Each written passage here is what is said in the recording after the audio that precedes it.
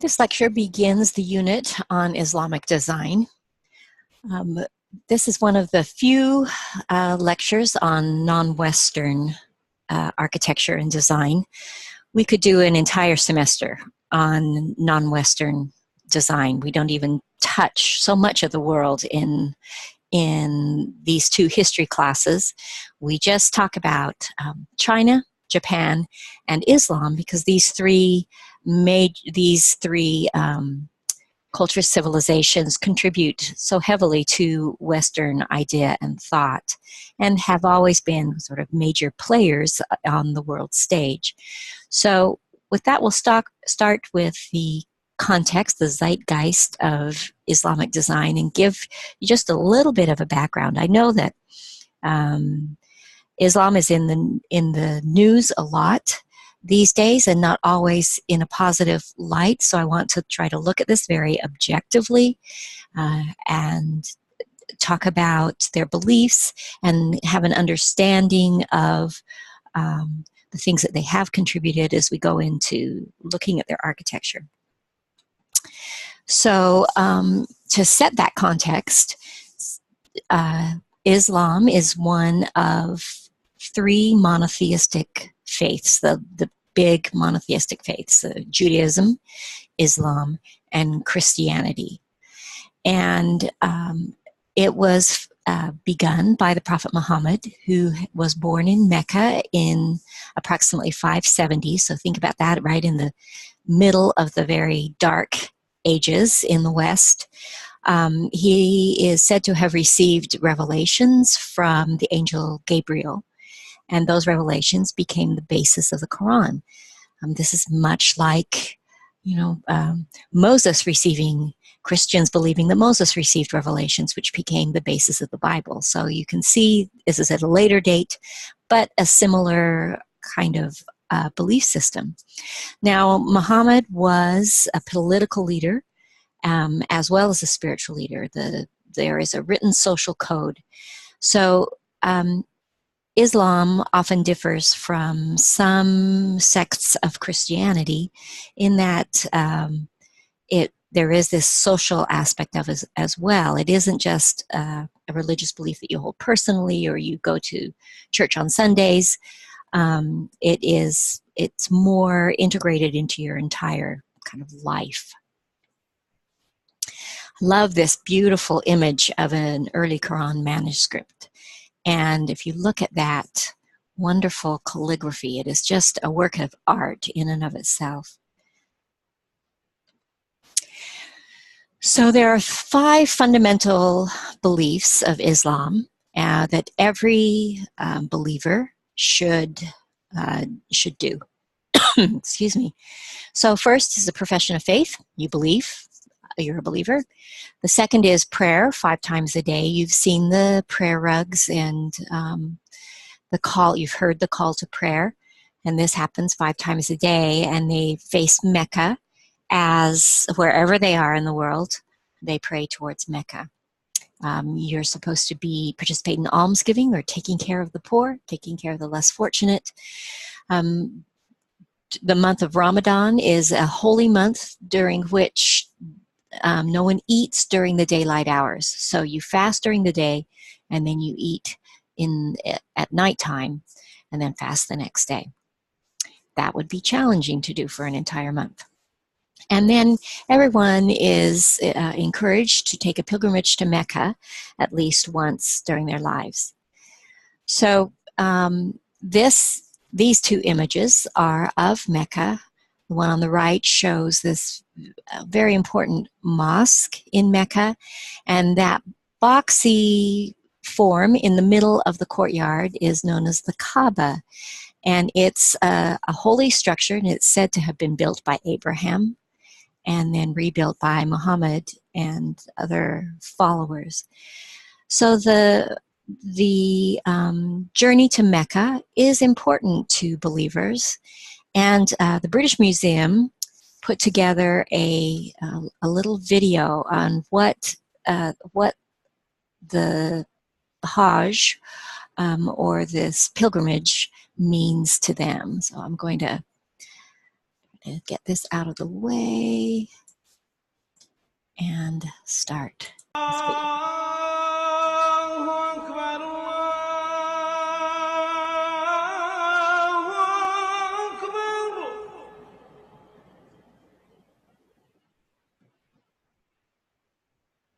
I took my mother, took my father, took my wife, I took my mother-in-law, I took my sister. I went on the Hajj with my best friend and my husband. My dad, my mum, my brother and my other brother and my sister and my cousin and my auntie and my uncle and my grandma and my other cousin. Yes.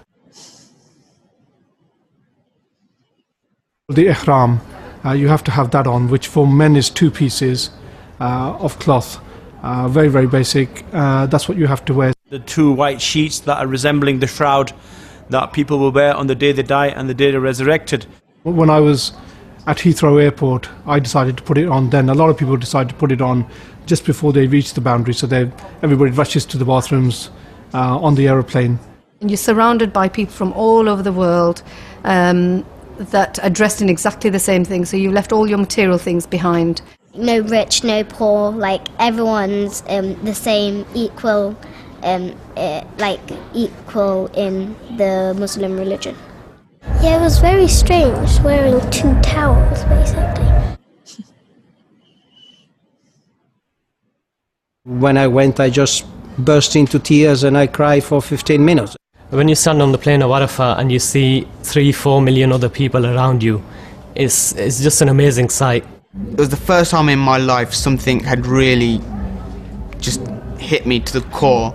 A profound spiritual experience, and my perspective on life had totally changed.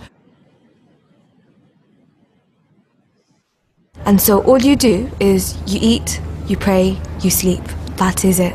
I just find it really beautiful, and also the fact that everybody around me was doing that too.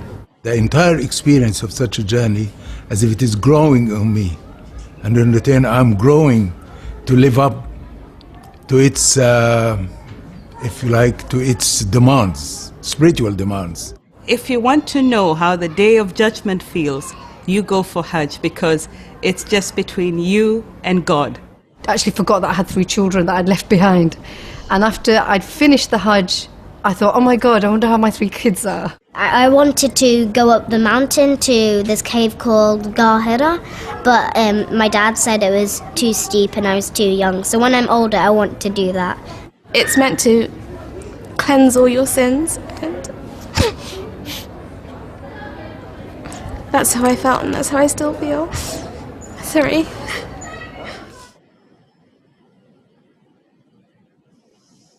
Spiritually, I bought an awful lot back from Mecca. I didn't really bring back tangible objects, it was more mental and psychological. I try and bring something different back every year. Dates, of course. Dates. Brought a lot of dates from Medina. Some Zamzam water. Zamzam water. Zamzam water.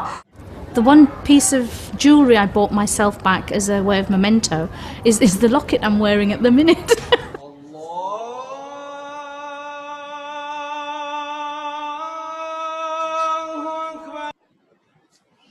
Okay. So, anyway, I thought that is insightful into how important the religious beliefs are to believers.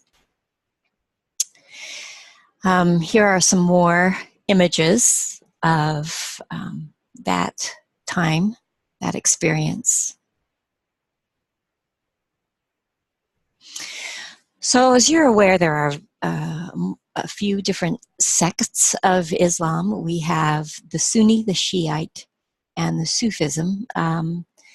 And Sunni is by far the largest, 940 million so 9 out of every 11 or so Muslim are Sunni.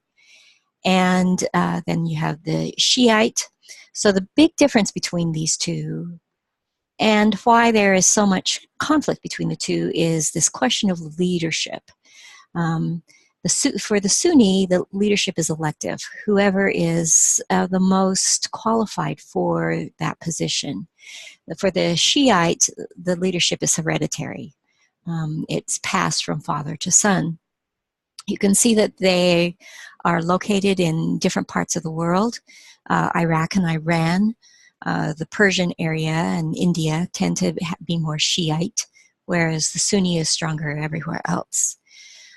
Sufism is actually a sub-order of the Shia sect, and we talk about that in particular because they really were, they have this belief that God is beauty and loves beauty, so the preservation of the arts and the beauty of Islamic design is often attributed to them. So this map I think is really interesting. It shows you that breakdown of Sunni, Shia, Ibadi, and I don't know anything about them, so we'll just leave that there. But you can see how much of the world has large populations. Some of these populations getting close to 100% of the people in those countries. When you talk about where the Islamic belief is,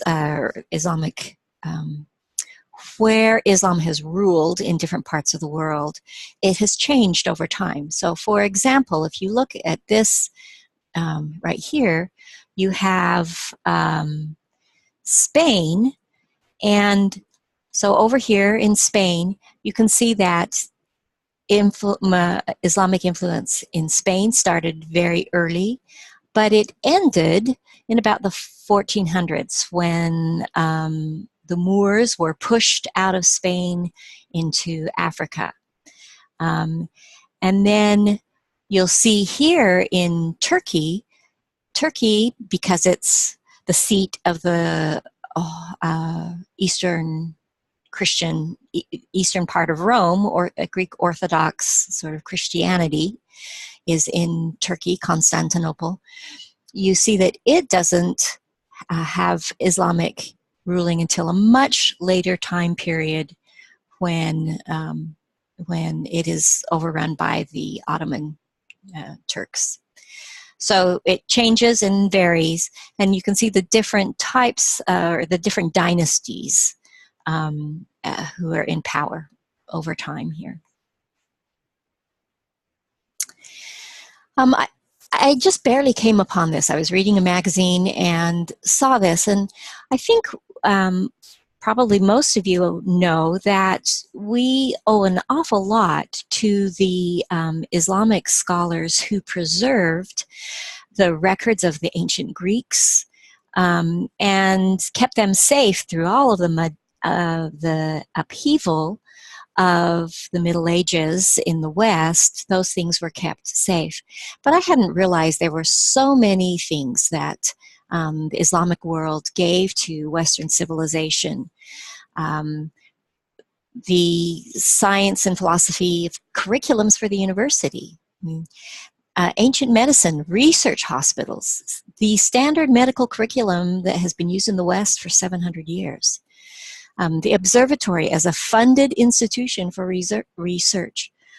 All of these, the separation of astronomy from astrology, looking at it as a science and not, this mystical kind of thing. So there's an awful lot that we owe to the Islamic civilizations over time. So that ends our context lecture, and then we'll move on to architecture.